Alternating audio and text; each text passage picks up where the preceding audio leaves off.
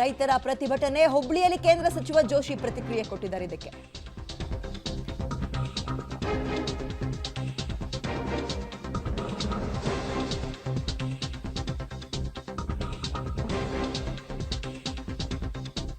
ಅವ್ರು ಹೇಳ್ತಾ ಇರೋದು, ಕೃಷಿ ಸಚಿವರ ಜೊತೆ ರೈತರು ಹೊಸ ಹೊಸ ಬೇಡಿಕೆ ಇಡ್ತಾ ಇದ್ದಾರೆ.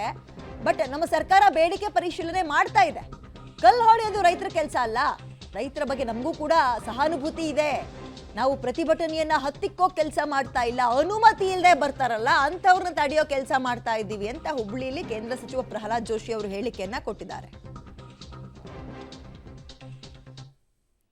ಸರ್ಕಾರದ ಅತ್ಯಂತ ಪ್ರಮುಖ ಮಂತ್ರಿಗಳು, ಅಗ್ರಿಕಲ್ಚರಲ್ ಅಂದರೆ ಕೃಷಿ ಮಂತ್ರಿಗಳು ಮತ್ತು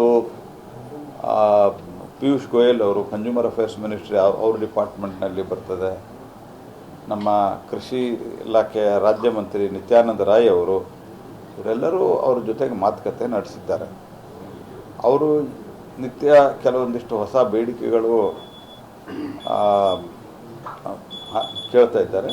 ಅವುಗಳ ಬಗ್ಗೆ ನಮ್ಮ ಸರ್ಕಾರ ಅತ್ಯಂತ ಸಹಾನುಭೂತಿಯಿಂದ ಪರಿಶೀಲನೆ ಮಾಡ್ತಾ ಇದೆ.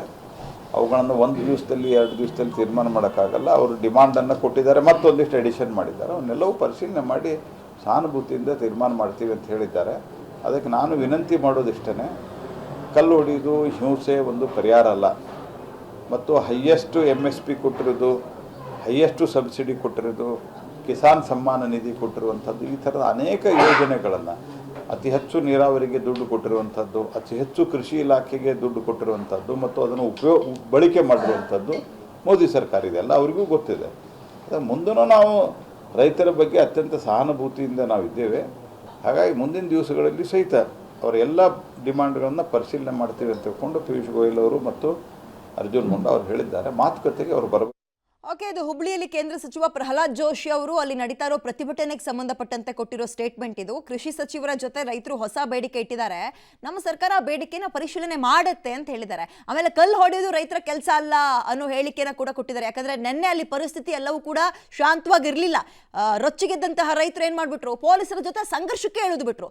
ಕಲ್ಲು ತೂರಾಟ ಆಯ್ತು, ದಾಂಧಲೆ ಆಯ್ತು, ಕೆಲವು ಕಡೆ ತಡೆಗೋಡೆಯನ್ನ ಕಿತ್ತು ಹಾಕಿಬಿಟ್ರು, ಆಕ್ರೋಶ ವ್ಯಕ್ತಪಡಿಸ್ತಾ ಇದ್ರು. ಪೊಲೀಸರು ಅದನ್ನ ಕಂಟ್ರೋಲ್ ಮಾಡೋಕೆ ನೋಡೋಷ್ಟು ನೋಡಿ ಅಶ್ರುವಾಯು ಕೂಡ ಸಿಡಿಸಿದ್ರು. ಬಟ್ ರೈತರು ಅದಕ್ಕೂ ಕೂಡ ಬಗ್ಲಿಲ್ಲ. ಇದೆಲ್ಲ ಆಗ್ತಾ ಇದ್ದಂತೆ ಇದೀಗ ಅವ್ರು ಹೇಳ್ತಾ ಇರುವಂತದ್ದು, ನಮ್ಮ ಕೃಷಿ ಸಚಿವರು ಕೂಡ ಇದೆಲ್ಲವನ್ನ ಪರಿಶೀಲನೆ ಮಾಡ್ತಾರೆ, ಕೇಳೋಕ್ ನಾವು ರೆಡಿ ಇದ್ದೀವಿ, ನಮಗೆ ಸಹಾನುಭೂತಿ ಇದೆ ರೈತರ ಬಗ್ಗೆ ಅಂತ.